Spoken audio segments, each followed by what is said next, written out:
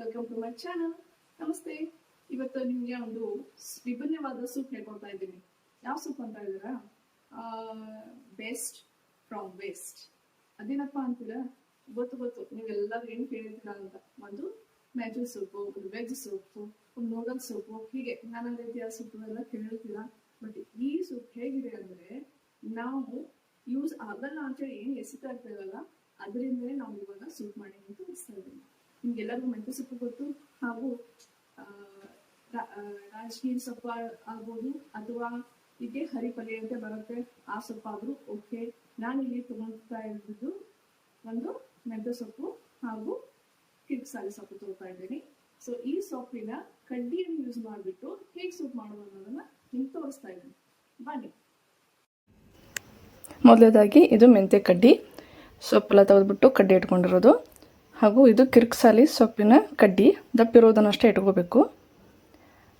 ಮತ್ತು ಇದು tomato, next ginger, ಇದು soya sauce, green chilli sauce, pepper powder, ಕರಿಮೆಣಸು ಪುಡಿ ಹಾಗೂ ಕಾರ್ನ್ಫ್ಲೋರು. ಇವಾಗ ಇವನ್ನೆಲ್ಲನೂ ಇಂಗ್ರೀಡಿಯೆಂಟ್ಸ್ ಏನು ಮಾಡೋಣ, ಒಂದು ಕುಕ್ಕರ್ನಲ್ಲಿ ಹಾಕ್ಕೊಂಡು ಬೇಯಿಸೋಕೆ ಇಟ್ಕೋಬೇಕು.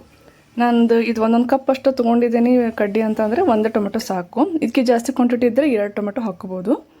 ಹಾಗೆ ಅಲ್ಲ, ಒಂದು 3-4 ಪೀಸ್ ಅಲ್ಲ ಹಾಕಿದ್ದೀನಿ, ಇದರೊಳಗೆ ಹಾಕೊಂಬಿಡಿ. ಆಮೇಲೆ 1-2 ಗ್ಲಾಸ್ ಅಷ್ಟು ನೀರು ಹಾಕ್ಕೋಬೇಕು. ಫಿಲ್ಟರ್ ನೀರೇ ಹಾಕ್ಕೊಳ್ಳಿ, ಯಾಕಂದರೆ ಇದೇ ನೀರೇ ನಾವು ವಾಪಸ್ ಯೂಸ್ ಮಾಡಬೇಕಾಗಿದ್ದು. ಸೊ ಶುದ್ಧವಾಗಿರೋ ನೀರನ್ನೇ ನೀವು ಯೂಸ್ ಮಾಡ್ಕೋರಿ. ನೆಕ್ಸ್ಟ್ ಇದನ್ನ ಲಿಡ್ ಮುಚ್ಚಿಬಿಟ್ಟು ಗ್ಯಾಸ್ ಸ್ಟವ್ ಮೇಲೆ ಇಟ್ಬಿಡೋಣ. ಇವಾಗ ಗ್ಯಾಸ್ ಆನ್ ಮಾಡಿಬಿಟ್ಟು ಇದು ಒಂದು 2-3 ನಿಮಿಷ ಆದರೂ ಬೇಕು ಬೇಯಲಿಕ್ಕೆ. ಸೊ 3 ನಿಮಿಷ ಇದನ್ನು ಕುಕ್ಕರ್ ಕೂಗಲಿಕ್ಕೆ ಬಿಡೋಣ. ಇವಾಗ ನೋಡೋಣ ಆಗಿದೆ ಅಂತ. ನೋಡಿ ಇವಾಗ ಈಗ ಆಗಿದೆ, ಈ ರೀತಿಯಾಗಿರಬೇಕು. ಸೊ ಇದು ಇವಾಗ ಬಿಸಿ ಅದ, ಅದಕ್ಕೆ ನಾನು ಚಮಚಲಿ ಆದಷ್ಟು ಸ್ಮ್ಯಾಶ್ ಮಾಡೋಕ್ಕೆ ಟ್ರೈ ಮಾಡಿದೆ. ಇದು ಸ್ವಲ್ಪ ಆರಿದ ಮೇಲೆ ಕೈಲೇ ಸ್ಮ್ಯಾಶ್ ಮಾಡಿದ್ರೆ ತುಂಬ ಒಳ್ಳೆಯದು. ನೀಟಾಗಿ ಸ್ಮ್ಯಾಶ್ ಮಾಡ್ಕೋಬೇಕು. ಮತ್ತು ಮೆಂತ್ಯ ಕಡ್ಡಿ ಅದ ಅಂತ ಇದೇನು ಕಹಿ ಅಂತೂ ಆಗೋದಿಲ್ಲ. ಕಿರಿಕ್ಸಾಲಿ ಕೂಡ ಆರೋಗ್ಯಕ್ಕೆ ತುಂಬ ಒಳ್ಳೆಯದು, ಮೆಂತ್ಯ ಕಡ್ಡಿ ಕೂಡ ತುಂಬ ಒಳ್ಳೆಯದು. ಎಲ್ಲ ಆಯುರ್ವೇದದಲ್ಲಿ ತುಂಬ ಯೂಸ್ ಮಾಡ್ತಾರೆ. ಆಯುರ್ವೇದಿಕ್ ಗುಣ ಎಲ್ಲ ಪ್ರೋಟೀನ್ ಹಾಗೂ ನ್ಯೂಟ್ರಿಯನ್ಸ್ ಜಾಸ್ತಿ ಇರುತ್ತೆ ಅದರಲ್ಲಿ. ಇವಾಗ ಇದನ್ನೆಲ್ಲ ಸೋಸ್ಕೊಳ್ಳೋಣ. ಇವಾಗ ಮೆಂತ್ಯ ಕಡ್ಡಿ ಯೂಸ್ ಮಾಡೋದ್ರಿಂದ ಅಥವಾ ಮೆಂತ್ಯ ನಾವು ಜಾಸ್ತಿ ಯೂಸ್ ಮಾಡೋದ್ರಿಂದ ಮಲಬದ್ಧತೆ ಆಗಲಿ ಹಾಗೂ ಉದರ ಸಮಸ್ಯೆ ಇದ್ದರೆ ಅದು ಕಡಿಮೆ ಆಗುತ್ತೆ, ಕೊಲೆಸ್ಟ್ರಾಲ್ ಕಡಿಮೆ ಮಾಡುತ್ತೆ. ನೆಕ್ಸ್ಟು ನಮ್ಗೆ ಡಯಾಬಿಟೀಸ್ ಪ್ರಾಬ್ಲಮ್ ಇದ್ದರೆ ಅದು ಕೂಡ ಒಳ್ಳೆಯದು, ಸಮತೋಲನಕ್ಕೆ ತರುತ್ತೆ. ಕಿರಿಕ್ಸಾಲಿ ಕೂಡ ಒಳ್ಳೆಯದು, ಅದು ಕೂಡ ದೇಹದ ಉಷ್ಣತೆಯನ್ನು ತುಂಬ ನಾರ್ಮಲಾಗಿ ಇಡುತ್ತೆ. ನೋಡಿ ಇವಾಗ ಈ ನೀರೇನಿದೆಲ್ಲ ಜಸ್ಟ್ ಅದು ನೀರಲ್ಲ, ಪ್ರೋಟೀನ್ ನ್ಯೂಟ್ರಿಷನ್ ಇರೋ ಅಂತ ನೀರು, ಅಮೃತ ಇದ್ದಂಗೆ ಇದು. ಪೇಷಂಟ್ಸ್ಗಳ ಮನೇಲಿ ಏನಾರು ಇದ್ದರೆ, ನಮಗೇನಾರು ಉಣ್ಲಿಕ್ಕೆ ತಿನ್ನಲಿಕ್ಕೆ ಪ್ರಾಬ್ಲಮ್ ಇರುತ್ತಲ್ಲ, ಸೊ ಅವ್ರು ಇದನ್ನ ಮಾಡಿಕೊಡ್ಬೋದು. ಇದು ಕಾರ್ನ್ಫ್ಲೋರ್ ಏನದಲ್ಲ, ಇದನ್ನ ಸ್ವಲ್ಪ ನೀರು ಹಾಕ್ಕೊಂಡ್ಬಿಟ್ಟು ಓಕೆ ಇದನ್ನೆಲ್ಲ ನಾವು ಗಂಟಾಗಲ್ದಂಗೆ ಎಲ್ಲ ಸ್ಮ್ಯಾಶ್ ಮಾಡ್ಕೋಬೇಕು. ಈ ರೀತಿಯಲ್ಲಿ ಸ್ಮ್ಯಾಶ್ ಮಾಡ್ಕೋಬೇಕು. ಇದು ಸ್ವಲ್ಪ ಟೈಮ್ ತೊಗೊಳುತ್ತೆ, ಯಾಕೆ ಕಾರ್ನ್ಫ್ಲೋರೆಲ್ಲ ನೀಟಾಗಿ ಫಾಸ್ಟಾಗಿ ಅದು ನೀರಲ್ಲಿ ಕುಡ್ಕೋದಿಲ್ಲ.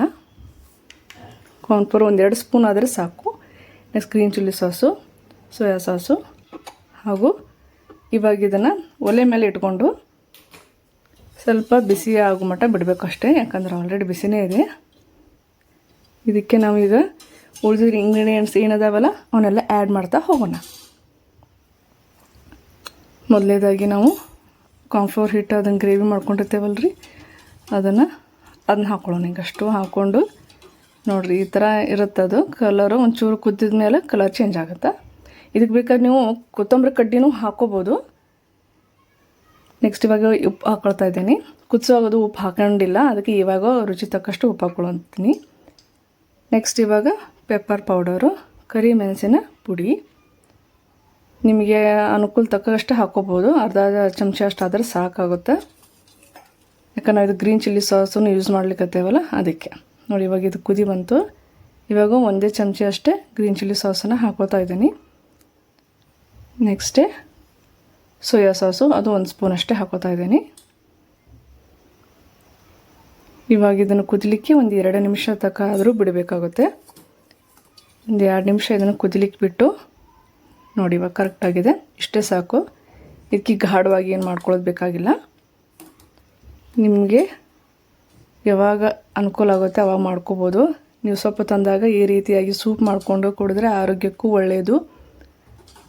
ನಮ್ಮ ದೇಹ ಪೌಷ್ಟಿಕಾಂಶ ಕಡೆಯಿಂದ ಕೊರತೆ ಇದ್ದರೆ ಇದು ಕೂಡ ಹೆಲ್ಪ್ ಮಾಡುತ್ತೆ. ನೋಡಿ, ನಮ್ಮದು ಪ್ರೋಟೀನ್ ಸೂಪು ರೆಡಿಯಾಗಿದೆ. ಮೆಂತ್ಯ ಹಾಗೂ ಕಿರ್ಕ್ಸಾಲಿ ಸೂಪು.